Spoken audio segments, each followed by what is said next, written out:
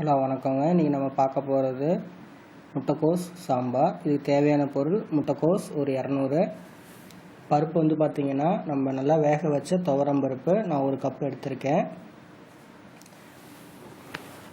சின்ன வெங்காயம் ஒரு 10லேருந்து 15 வெங்காயம் இது மாதிரி 2-3 அரிஞ்சு வச்சுக்கோங்க. தக்காளி 2, புளி வந்து பார்த்திங்கன்னா ஒரு நெல்லிக்காய் அளவுக்கு எடுத்து வச்சுங்க, பெரிய நெல்லிக்காய் அளவுக்கு. பச்சை மிளகா 6லேருந்து 7 பச்சை மிளகா, கருவேப்பிலை, கொத்தமல்லி தழை தேவையானது. மிளகாய்த்தூள் 1 டீஸ்பூன் எடுத்திருக்கேங்க. மஞ்சள்தூள் 1/4 டீஸ்பூன் எடுத்திருக்கேன். எண்ணெய் தாளிக்கிறதுக்கு தேவையான அளவு. பெருங்காயம், சாம்பார் பொடி வந்து 2லேருந்து 3 டேபிள் ஸ்பூன் எடுத்திருக்காங்க. உப்பு தேவையான அளவு. தாளிக்க கடுகு. இப்போ இந்த சாம்பார் எப்படி செய்யறது நம்ம பார்ப்போம். வானொலி அடுப்பில் வச்சுங்க. அதில் வந்து நம்ம எண்ணெய் விட்டுருக்கோம். எண்ணெய் காஞ்சோடனே அதில் பெருங்காயம், கடுகு இதில் ஆட் பண்ணிடணுங்க. அப்புறம் இதில் பச்சை மிளகா, வெங்காயத்தை நம்ம வந்து ஆட் பண்ணிடணும். கடுகு நல்லா வெடிக்குது. பச்சை மிளகா ஆட் பண்ணிவிடுங்க. நான் எல்லாமே புளி, உப்பு, காரம் எல்லாமே மீடியமாக சொல்லியிருக்கேன். உங்களுக்கு அதிகமாக நீங்கள் சேர்த்துக்கிங்கன்னா அதோட கொஞ்சம் நீங்கள் ஆட் பண்ணிக்கலாம். இப்போ வெங்காயத்தை ஆட் பண்ணியிருக்கோம். இதை கொஞ்சம் வணக்கும். இப்போ இதில் நம்ம உப்பு ஆட் பண்ணிடுறோங்க. இந்த சாம்பாருக்கு எவ்வளோ தேவையோ அவ்வளோ உப்பு. வெங்காயம் லைட்டாக வணங்கினோடனே நம்ம இதில் முட்டைக்கோஸ் அரிஞ்சு வச்சுருக்கோம் இல்லைங்களா, அதையும் நம்ம இதில் ஆட் பண்ணிடலாம். முட்டைக்கோஸ் பார்த்திங்கன்னா 1லேருந்து 2 நிமிஷம் இந்த எண்ணெயிலேயே நல்லா வணங்கணுங்க. அப்போ தான் நல்லா டேஸ்ட்டாக இருக்கும்.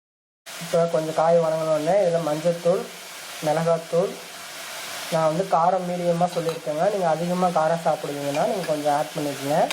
நான் சேர்த்துருக்கிற சாம்பார் பொடியில் வந்து அவ்வளோக்கு மிளகாத்தூள் காரம் கிடையாது. நான் வந்து என்னோடதை நான் வீடியோவில் போட்டிருக்கேன் சாம்பார் பொடி எப்படி செய்கிறதுன்னு. நீங்கள் அதையும் வந்து ரெஃபர் பண்ணிக்கோங்க. ஓரளவுக்கு நல்லா வணங்கிடுச்சுங்க. இப்போ நம்ம இதில் தக்காளி ஆட் பண்ணிடலாம். இப்போ வணங்கும் போதே இந்த தக்காளி சேர்த்து நல்லா வணக்கிடுங்க. இப்போ நல்லா 3 நிமிஷம் நல்லா வணங்கிடுச்சுங்க காயும் தக்காளியெல்லாம். இப்போ இதில் நம்ம கரைச்சி வச்ச புளி சாறை இதில் ஊற்றிடலாம். ஸோ இது வந்து நீங்கள் கொஞ்சம் வணங்குறதுக்கு முன்னாடி நம்ம அதை ஊற வச்சுட்டிங்கன்னா புளியை ஈஸியாக கரைச்சி இதில் ஊற்றிடலாம். ஸோ இந்த புளி தண்ணியில் இது நல்லா காயெல்லாம் சேர்ந்து நல்லா வேகணுங்க. 3லேருந்து 4 நிமிஷம் நல்லா இந்த தண்ணியில் நல்லா கொதிச்சிருச்சுங்க. காய் நல்லா வெந்துருச்சு. இப்போ இதில் நம்ம வேக வச்ச பருப்பை நல்லா கடைஞ்சிட்டு இதில் ஊற்றிடணுங்க. ஸோ ஊற்றிட்டு உங்களுக்கு எவ்வளோ தண்ணி தேவையோ, சாம்பார் எவ்வளோ தேவையோ அந்த அளவுக்கு தண்ணி இதில் ஆட் பண்ணிக்கோங்க. இப்போ இதில் நம்ம வந்து கருவேப்பிலையும் இதில் நம்ம ஆட் பண்ணிக்கிறோம்.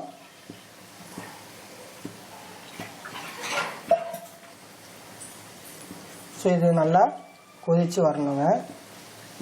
சாம்பார் நல்லா கொதித்து வருதுங்க. இப்போ நம்ம இதுக்கு தேவையான அளவு நம்ம சாம்பார் பொடியை நம்ம இதை வந்து போட்டுடணுங்க. ஸோ இப்போ இதை போட்டு நல்லா கிண்டி விட்டுட்டு நல்லா ஒரு கொதி வந்தோடனே இந்த சாம்பாரை நம்ம இறக்கி வச்சிட்டோம்னா நமக்கு சுவையான முட்டைக்கோஸ் சாம்பார் தயாராகிடுச்சுங்க. இப்போ சாம்பார் நல்லா கொதிக்குதுங்க. எடுத்து கரண்டியில் நல்லா கிண்டிட்டு இதில் உப்பு, காரம், புளிப்புலாம் கரெக்டாக இருக்கான்னு டெஸ்ட் பண்ணிக்கோங்க. டெஸ்ட் பண்ணிவிட்டு சரியாக இருந்ததுன்னா அடுப்பு ஆஃப் பண்ணிடலாங்க. நமக்கு இப்போ சாம்பார் தயாராகிடுச்சுங்க. முட்டைக்கோஸ் சாம்பார் தயாராகிடுச்சுங்க. ரொம்ப ஈஸியான சாம்பார், ரொம்ப டேஸ்ட்டாக இருக்கும். ரொம்ப டிஃப்ரெண்ட்டான காயை வச்சு நம்ம யூஸ் பண்ணியிருக்கோம். ஸோ செஞ்சு பாருங்கள். செஞ்சு பார்த்துட்டு உங்கள் கமெண்ட்ஸை எங்களுக்கு எழுதி அனுப்புங்க. எங்கள் சேனல் பிடிச்சிங்கன்னா சப்ஸ்கிரைப் பண்ணுங்கள். உங்கள் ஃப்ரெண்ட்ஸுக்கும் இந்த வீடியோவை ஷேர் பண்ணி என்ஜாய் பண்ணுங்கள். நன்றி.